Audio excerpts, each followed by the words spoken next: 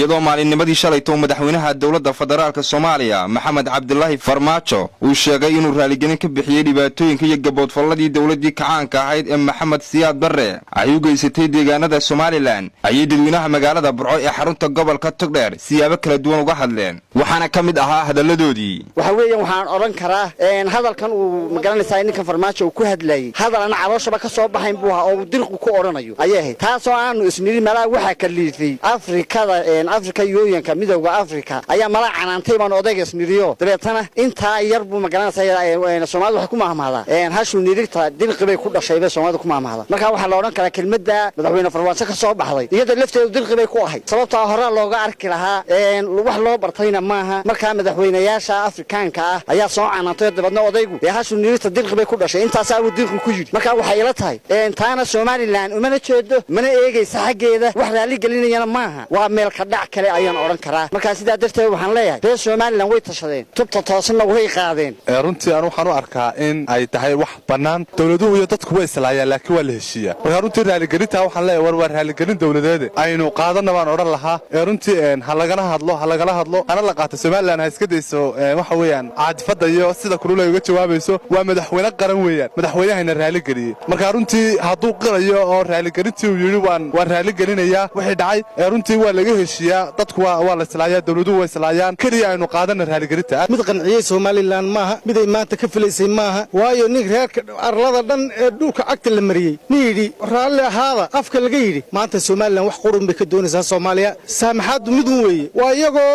u ogolaada aqoonsigooda Somaliland bixiya oo walaalo jaarahooda yaal ay noqdaan oo sidaa ku kala nabad galaan taa un baa maanta laga qaadan karaa oo dhibaatadii dhacday lagaga samri karaa waa sax in garasho laga bixiyo la garwaaqsado xaaladii dhacday iyo wixii dhacay iyo wixii dawladii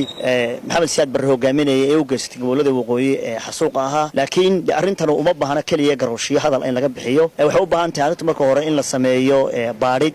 oo la ogaado wixii ka dhacay gobolada waqooyi intii leeyihiin baadhid culus oo inta ballaaran la sameeyo dadna waxa weeye wixii dad dhintay wixii dhaawacmay wixii hanti ku baabaaday wixii mushkilad ka dhacday ee ay geysatay dawladii hogaamiyaha Maxamed Siyaad Barre inta marka la ogaado waxa weeye maxkamad la geeyo dadkii waxaan iyaguna geystay ee ka dambeeyay wixii ka nool in maxkamad la geeyo oo la maxkamadeeyo tan waxay la mid tahay arrintii 1960 markii dawladda Soomaaliya ee Somaliland ay ku biirtay oo la sameeyay dawladda Somaliland waxay sameysay markii calankii qaaday oo koonfur geysay waxay sameysay kuma xirin wax shardiya kuma xirin wax xaalad ah waxa soo dhan iyada ku xiran bay walaalood Soomaaliland midoobeen maalintii la midoobay baarlamaanka waxa walaalaha Soomaaliya oo noo yimaadeen sacab baa la tumay sidii lagu dhameeyay marka waxa tusaysaa qiimaha ay koonfurta Soomaaliya oo walaalahooda waqooyi iyo dawladda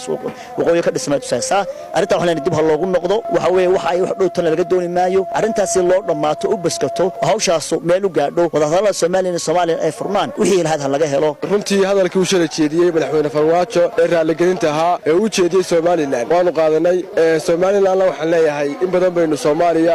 jiitabayno oo hadallo siyaasadeed ina dhexmariyeen madaxweynaha jamhuuriyadda Somaliland iyo madaxda Somaliland ugu sareysan waxaan leeyahay maanta laba dawladood ayaynu nahay Somaliland maanta wixii dhacsano aynu la qaybsano walaalaheen ayaan door bidaya madaxweynaha shalay fariintii uu jeediyay ee garowshiyada lahayd waanu qaadanay madaxweynaha Somaliland waxa la madaxweyne Somaliland adiga lagu doortay adiga hogaamiye ka ah waxa leeyahay Somaliland wixii ka maqan u soo dhici hadalka uu shalay toore uu madaxweynuhu sheegay Farmaajo uu sheegay waa kuwii ka horeeyay way sheegana way yiraahdeen uu soo habsaamay u baan leeyahay Farmaajo waxa uu soo jeedin lahaa war wada hadalladii lagu heshiiyay iyo wixii hore lagu heshiiyay boorduunu sideedii uu oofiyo hadalkii uu shalay toore uu jeediyay ninka la Farmaajo midna qancinaya iyo mid aanu garowshiyo u qaadanayno iyo mid qaranka wuxuu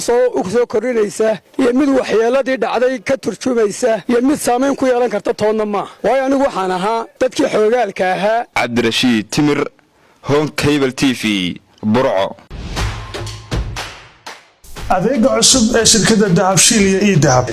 hadaba macmil adeegan cusub ee casriga ah waxa uu ku sahlayaa in adigoo jooga gurigaaga hoose goobtaada shaqo aad lacag ugu xawshid asxaabtaada iyo ehelkaaga jooga daafaha dunida